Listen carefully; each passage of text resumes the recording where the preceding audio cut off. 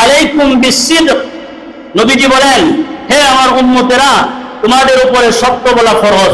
সুবহানাল্লাহ। আর একটু জোরে বলেন। সুবহানাল্লাহ। ফাইন্না সিদকা ইয়াহদি ইলাল বির, কারণ সত্য মানুষকে সৎ পথে ধাবিত করে। সুবহানাল্লাহ।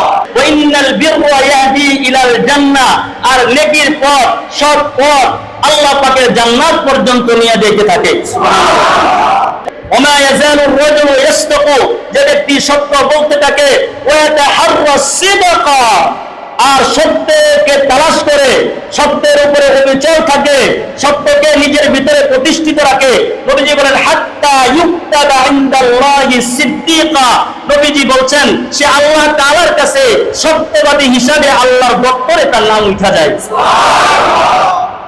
এই সিদ্দিকদের যে গুণ আল্লাহ পাক বলছেন, মিনান নবিয়্যিন ওয়াস সিদ্দিকিন, নবীদের পরে যাদের স্থান তারা হইল সত্যবাদীদের স্থান। সুবহানাল্লাহ। তাহলে যারা সত্যবাদী তারা নবীদের পরে জান্নাতে প্রবেশ করবেন। সুবহানাল্লাহ। এই এখানে নবী আলাইহিস সালাতু ওয়াস সালাম এই হাদিসটি যখন তিনি বলছেন, হযরত আবু বকর রাদিয়াল্লাহু তাআলা আনহু তিনারও কিন্তু একটা ভূষিত আল্লাহ তাআলা রাসূল আখ্যায়িত দিয়েছেন, লকব দিয়েছেন, সেই লকবের নাম হচ্ছে সিদ্দিক। কারণ এই আবু বকর ছিলেন উম্মতি মুহাম্মাদের মধ্যে সবচেয়ে সত্যবাদী একজন মানুষ। সুবহানাল্লাহ।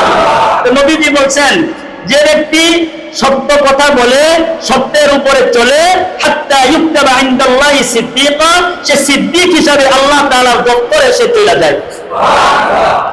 তাহলে সিদ্দিকের কিছু গুণ আল্লাহ তাআলা কোরআনে কারীমে তুলে ধরছেন।